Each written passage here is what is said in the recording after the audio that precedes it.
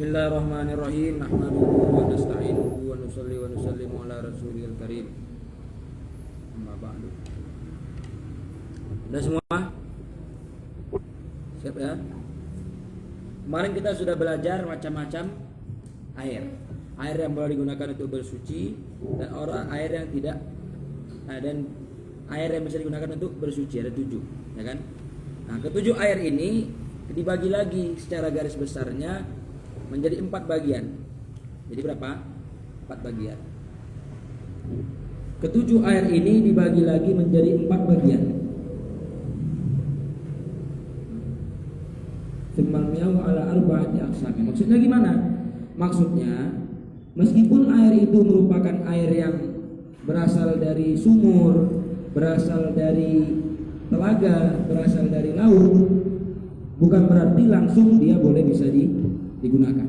Ada lagi kriteria lain yang membuat air tersebut terseleksi, terpilih, bisakah dia untuk dipakai bersuci atau tidak. Coba ini yang ada di sini.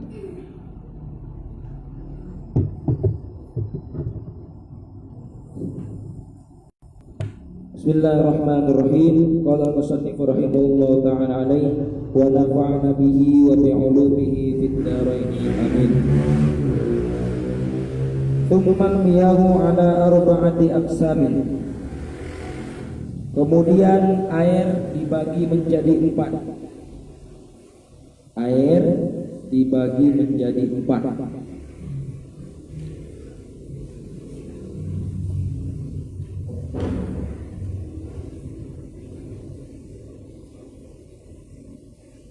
Tahirun mutahhirun ghairu makruhin wa huwa ma'ul mutlaq. Nomor 1, air suci dan mensucikan. Air suci dan mensucikan. Nomor 1, air suci dan mensucikan wa huwa ma'ul mutlaq, yaitu air mutlak. Catat dulu, nanti keterangannya menyusul. Air suci dan mensucikan yaitu air mutlak. Nomor 2, tahirun ghairu mutahhirin. Nomor 2, tahirun mutahhirun makruhun wa huwa ma'ul musyammas. Nomor 2, air suci mensucikan. Ini ya, atas.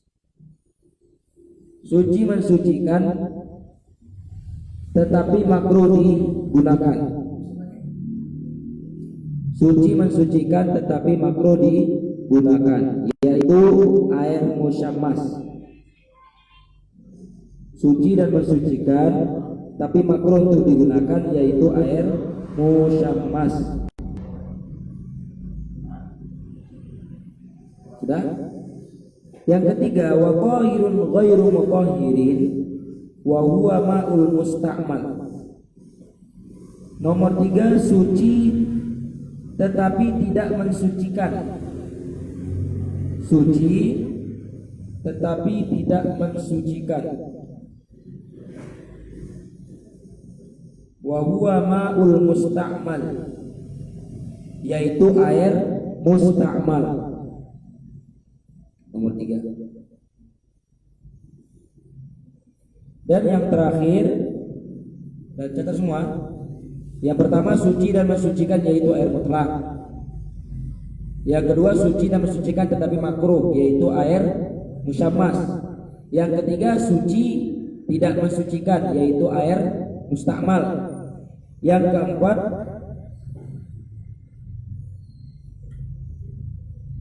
wal mutaghayyiru bima khalaqahu min at-tahirat.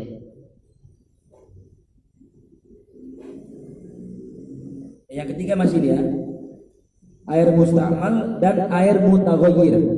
Suci mensucikan tetapi suci dan tidak tetapi tidak mensucikan. Suci tetapi tidak mensucikan, yaitu air musta'mal dan air mutaghayyir. Air apa namanya? Mutaghayyir. MUTAGHYIR. G H O Y I R, mutaghayyir. Air mutaghayyir. Udah? Yang keempat wa ma'un najis. Yang keempat air najis. Air najis.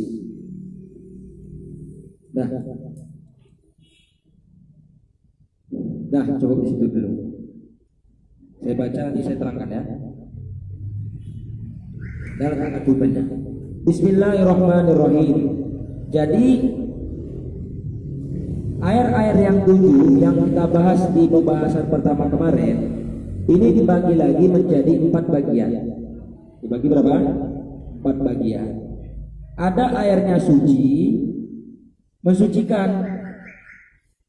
Ada suci, yang kedua suci mensucikan tapi makruh untuk digunakan.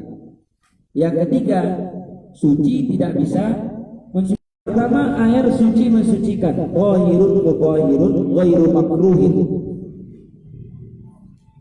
Wa huwa ma'ul mutlaq. Air suci dan mensucikan namanya air mutlak. Air apa namanya?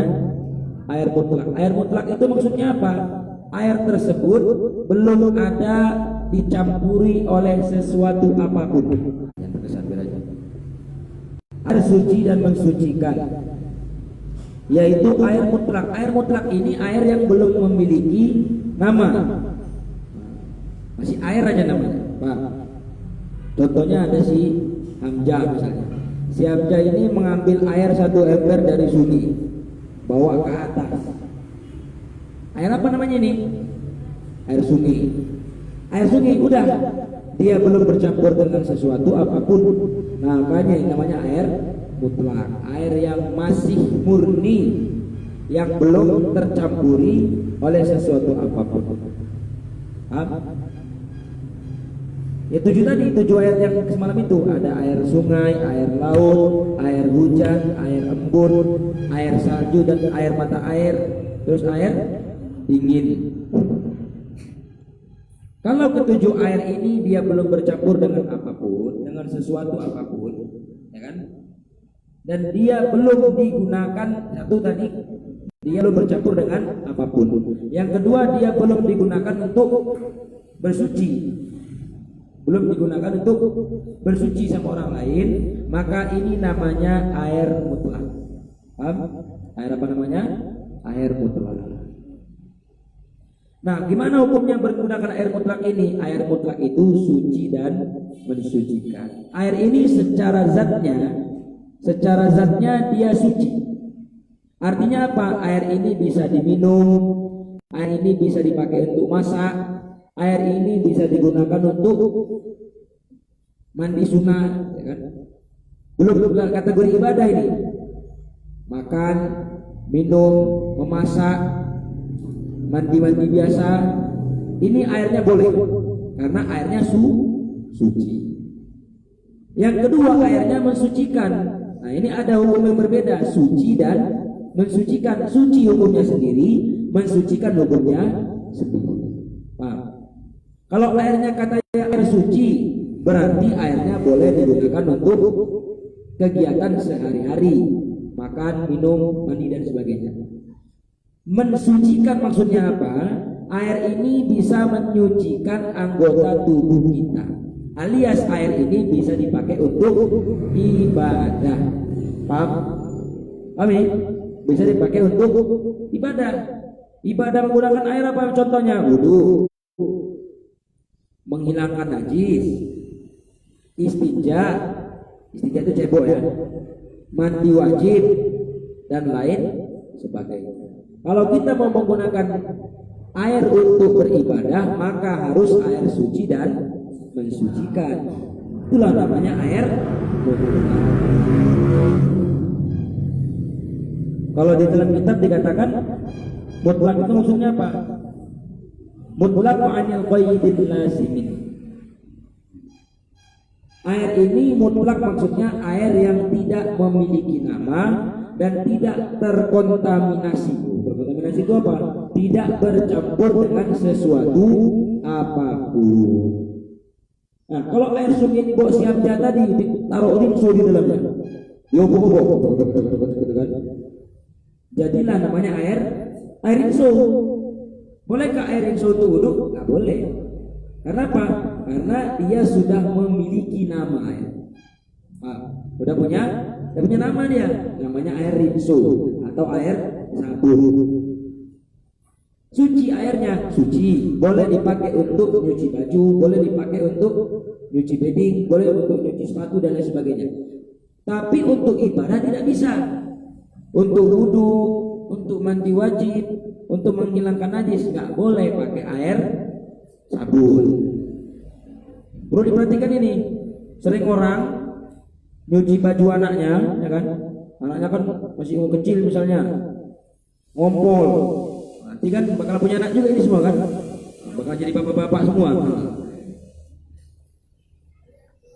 Anaknya ngompol, anaknya kencing di celananya nggak disucikan dulu, dimasukkan langsung ke dalam air sabun, sehingga apa? Najisnya nyampur sama sabun. Najis campur sama air sabun wanginya wangi tapi najis. Makanya ini penting kita perhatikan. Kalau kita nyuci baju anak-anak kecil atau baju-baju kita yang kena najis, sebelum dicuci disucikan dulu, dialirkan air, dihilangkan dulu najisnya. Dihilangkan dulu najisnya, udah hilang, baru ditaruh ke dalam air sabun atau air untuk. Karena untuk menghilangkan najis ini harus menggunakan air mutlak, suci dan mensucikan. Nggak bisa pakai air sabun. Tapi kan bersih lah, kan? Dikucuk-kucuk kan bersih. Belum bisa karena di situ masih ada hukum najisnya. Paham ini? Yang kedua, tahirun mutahhirun, makruhun, suci, mensucikan, tetapi makruh kita menggunakannya. Makruh kita menggunakannya. Makruh itu apa? Ada yang tahu? Makruh itu perkara yang dikerjakan tidak berdosa, ditinggalkan dapat pahala. Insya Allah nanti di dalam pas hari apa kisah bang kemarin? Hari Ahad ya. Hari Ahad kita akan belajar fikih dasar. Kalau ini memang agak tinggi deh pembahasannya, agak tinggi kali lah. Makruh itu kalau dikerjakan dia tidak berdosa, ditinggalkan dapat pahala. Contoh makruh apa? Makan bawang putih, makan bawang merah, makan peti, makan jengkol. Ada yang suka makan jengkol? Insan suka? Enak. Ya, kalau yang suka enak lah. Ya kan? Makan peti, makan jengkol hukumnya apa? Makruh. Dikerjakan tapi tak berdosa, ditinggalkan berpahala. Tinggalkanlah makan jengkol, ya. Tapi saya nggak melarang. Nggak ada yang mengatakan ulama berfatwa jengkol haram, nggak ada. Kalau belum ada ulama mengatakan jengkol haram, makan jengkol terus, ya kan? Cuman duanya jangan sini di sungai sana. Buang air kecil, buang airnya jangan di WC, jangan di WC pondok sungai sana. Ganggu. Nah, sama seperti ini, air yang suci mensucikan tetapi makruh untuk digunakan.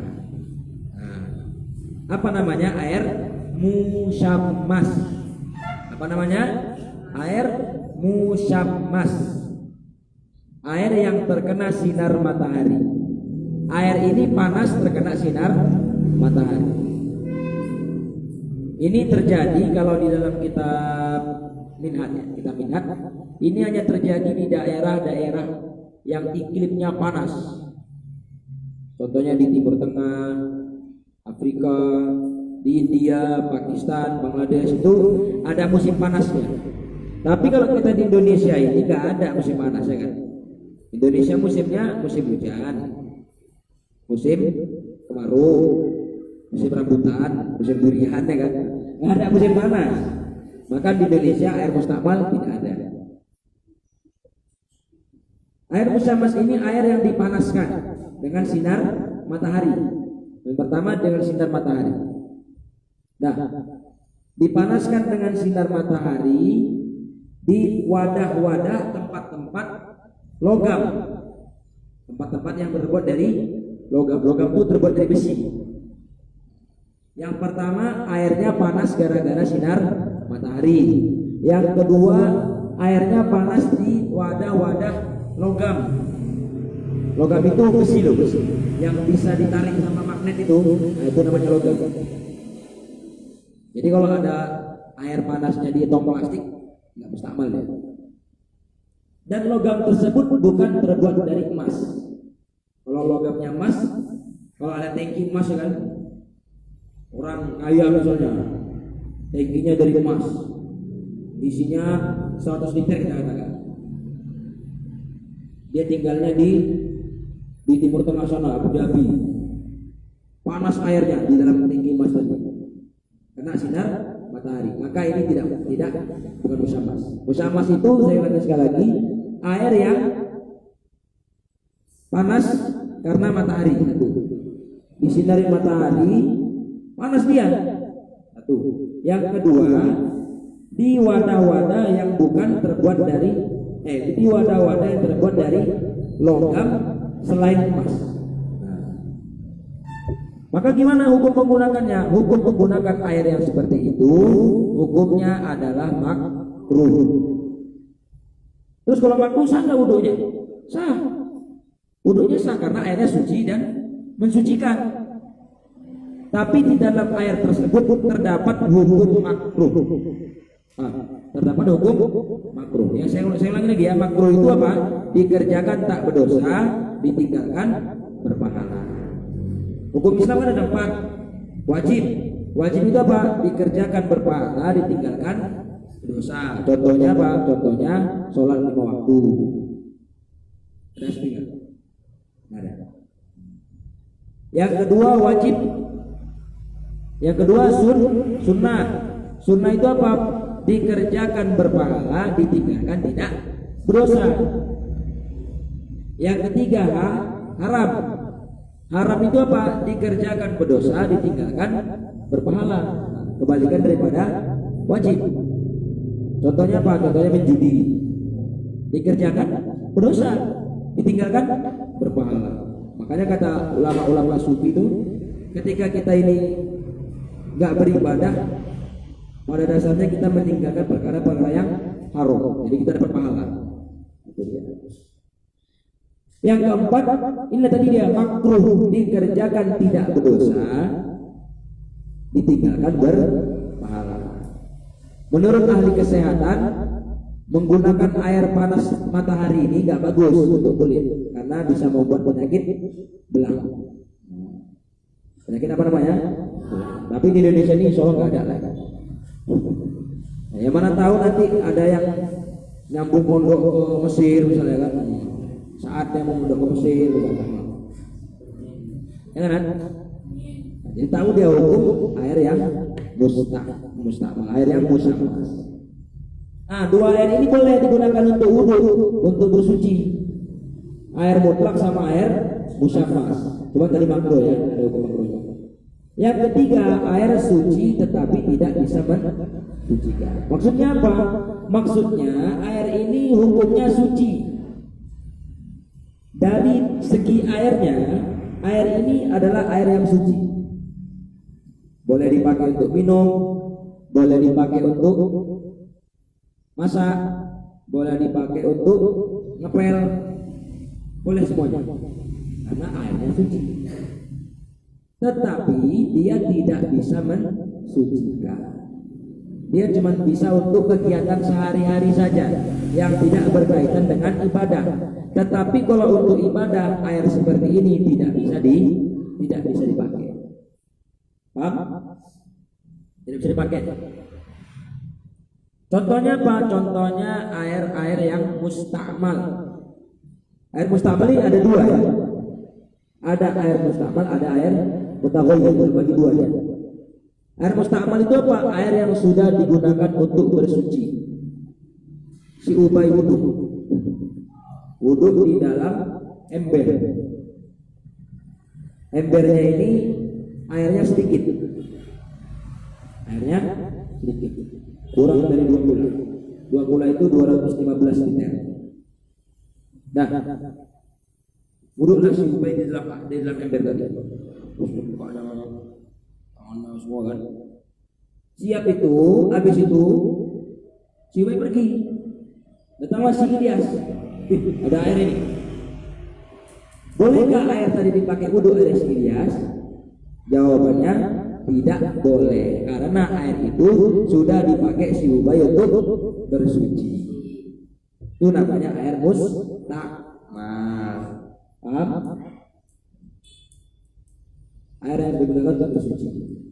Kalau nyuci kaki, mana nyuci kaki? Nyuci kaki.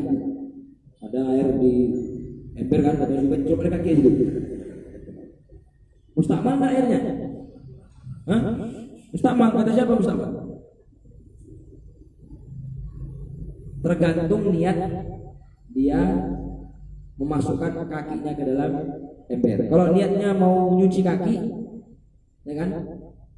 Atau niatnya mau bersihin kaki, maka airnya mustakmal. Tapi kalau niatnya cuma mau main-main aja, mustakmal juga. Main-main aja. Yang bisa membuat air itu enggak mustakmal apa? Pakai tangan. Pakai tangan, niat menjadikan tangan sebagai gayung. Nah, itu baru airnya enggak mustakmal dia. Kalau kaki kan mungkin pakai gayung pakai kaki. Gimana orang gayung air pakai kaki? Jadi orang-orang sakti lah ya. Kalau biasanya ini enggak ada memang orang-orang yang gayung air pakai kaki. Enggak mungkin kan? Nah, ada air di dalam ember. Si Ubay mau wudhu, gayungnya nggak ada. Nah gimana ini? Mungkin kalau tuangan ember jatuh nanti kan? Maka dia menggunakan kedua belah tangannya sebagai gayung. Ambil air ke ember, dah cuci nih kan? Kita masukkan tangan kita lihat di gayung. Lihatnya gimana Ustaz ya? Lihat aja lah, pakai hati. Nawaitu, nggak perlu pakai nawaitu lah. Nawaitu bikin tangan jadi gayung, nggak perlu kali lah. Yang penting kita dalam hati, ya Allah saya jadikan tangan ini sebagai gayung, itu aja lah kan. Terus kita ciduk airnya, kita basuh muka kita dengan air tersebut. Ambil air di tangan, coba dua-dua gini ya kan, dua-dua gini ya. Ambil air. Basuhan pertama jangan di dalam ember. Kenapa gitu? Karena basuhan pertama itu yang jatuh itu mustakmal. Jangan masuk lagi ke ember. Kalau basuh dalam ember kayak gini mustakmal semua nanti. Basuhnya di luar ember. Nah nanti yang kedua yang ketiga udah kering udah nggak netes lagi air yang pertama tadi. Yang kedua ketiga boleh dalam ember. Tangan gitu juga nanti ambil air pakai tangan. Nah gini kan. Gosok dia. Ingat basuhan pertama jangan dalam ember. Yang kedua tiga baru dalam ember. Terus nanti kaki ya dituang lah bisa. Atau dimasukkan juga boleh. Cuma nanti ketika masuk kaki mustakmal dia. Nah, ya kan? Nah, kalau nanti memasukkan tangan itu niatnya untuk jadikan gayung, maka airnya tidak mustakmal. Tapi kalau niatnya masukkannya untuk ngambil wudhu, atau niatnya untuk main-main, atau niatnya mau nyiram orang, bukan selain niat untuk menjadikan gayung tangannya, maka ini memustakmalkan air. Itu kan satu. Yang kedua, air yang mutaghayyir. Apa itu air mutaghayyir? Air yang berubah. Yang mana berubahnya air ini dengan perkara-perkara yang suci, alias bukan najis. Contoh, ada air 1 teko di bawah sisa. Suci airnya, suci mensucikan. Datang si Juanda, masukkannya sirup kurnia itu. Gimana hukum airnya? Hukumnya air mustakmal yang berubah. Kenapa? Karena airnya tadi sudah dimasuki sama sirup kurnia. Jadi bukan air lagi namanya. Namanya apa? Jus kurnia jadinya. Ya kan? Air itu dia kayak gitu modelnya. Masuk teh nanti jadinya apa? Teh. Bukan air lagi namanya, teh. Masuk kopi apa namanya? Kopi. Masuk Fanta apa namanya? Fanta. Masuk santan, masuk gula merah, masuk kolak, masuk pisang namanya kolak. Bukan air lagi namanya kan? Apa nih Pak? Air kolak. Mana ada orang bilang air kolak pisang. Kolak pisang. Masuk nanti bawang putih, masuk bumbu-bumbu merica-merica jadinya apa? So, dan lain nama airnya. Itulah air. Tapi kalau kacang panjang, walaupun dipotong dia kecil-kecil ya kan, ini saya apa Pak? Kacang panjang. Tapi ini dipotong kecil-kecil ya? Oh nggak kacang pendek namanya? Dimasukkan ke dalam blender, di blender. Ini jus apa Pak? Jus kacang panjang. Gak hilang nama kacang panjang. Maka jadi orang itu seperti kacang panjang, ya kan? Kemanapun kita tetap bawa nama santri. Jangan kayak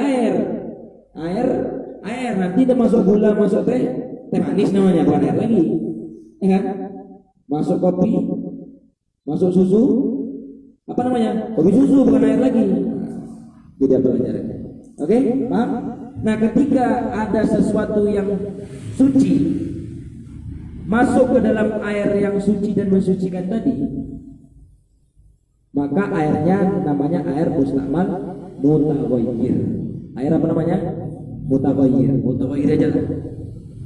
Air yang sudah berubah, enggak lagi air namanya, ya kan? Udah ganti namanya.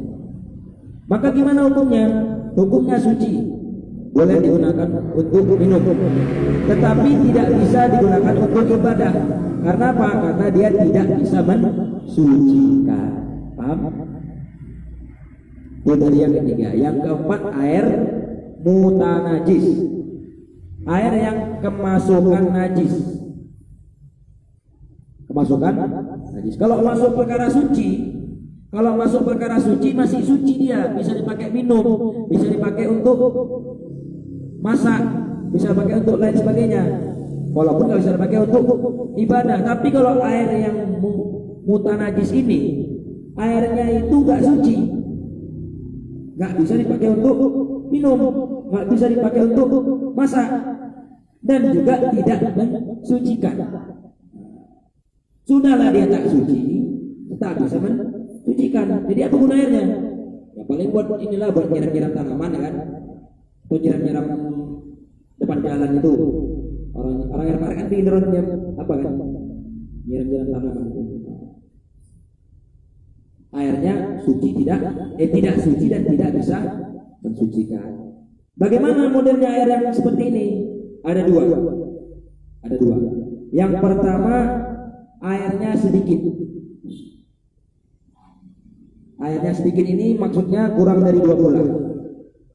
Kurang dari 2 gula. 2 gula itu 215 liter. Ya, takar-takar aja lah. Kalau bak itu dia 60 cm pangkat 3. Lebarnya 60, tingginya 60, panjangnya 60. Diisi air penuh, itu namanya 1 gula. Kalau airnya kurang dari 2 gula. Kalau airnya kurang dari 2 gula, masuk najis, ada cicak, ada berak, ada peret. Baik airnya berubah ataupun tidak, airnya tetap namanya air najis. Air yang kemasukan najis. Paham? Yang kedua, airnya banyak, lebih dari 2 gula, tapi dia berubah. Ini pun namanya air mutanajis. Ada bak juga, kan? 2 gula ini masuk bangkai ayam di sini. Masuk bangkai ayam, airnya bau bangkai. Maka gimana hukumnya? Hukumnya air mutanajis, air yang najis. Sedikit masuk najis, berubah tidak berubah, mutanajis. Banyak, kalau dia berubah banyak kemasukan najis, kalau dia berubah sifat airnya najis. Kalau nggak berubah gimana? Nggak najis. Paham?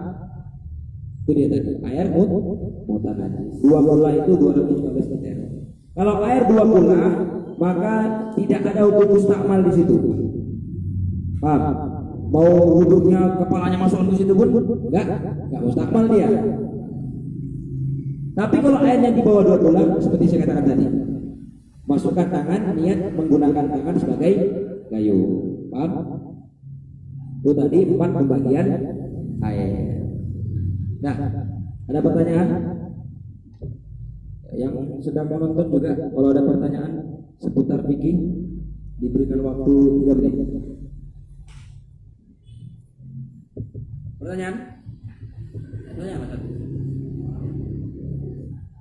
Ya silakan.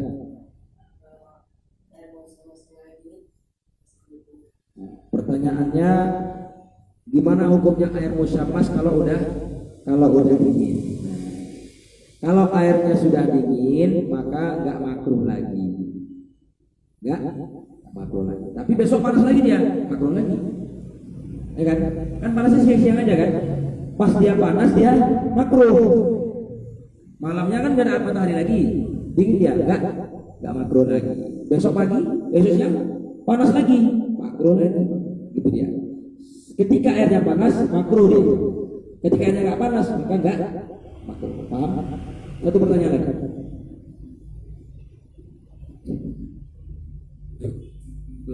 Ya, lagi.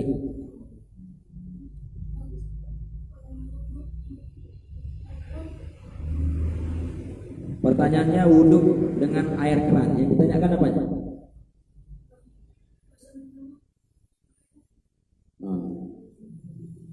Basuhan pertama masuk ke dalam tempat air tadi. Kalau basuhannya masuk ke dalam tempat air tadi, itu baru hukumnya mustakmal. Kalau airnya kurang dari 2 kula. Nah, tapi kalau pakai keran, penampungannya kan di mana? Apa? Penampungannya di mana? Di pam sana yang gimana mau balik ke pam sana? Nggak mungkin. Itu kejadian itu kalau kita wudhu di dalam wadah, di wadah ember, dalam bak, itu baru terjadi. Kalau di dalam pakai keran gini ya nggak ada makruh, nggak ada mustakmalnya, ya kan? Ya nggak? Karena penampungannya jauh, ya kan dialirkan air. Paham? Itu terjadi hanya ketika kita wudhu di wadah-wadah. Nah ya, udah wudhu dari maghrib. Besok kita akan masuk ke bab menyamak kulit. Ya, bersama maghrib semua. Nah, kita dan doa majelis, semoga mereka. Assalamualaikum warahmatullahi wabarakatuh.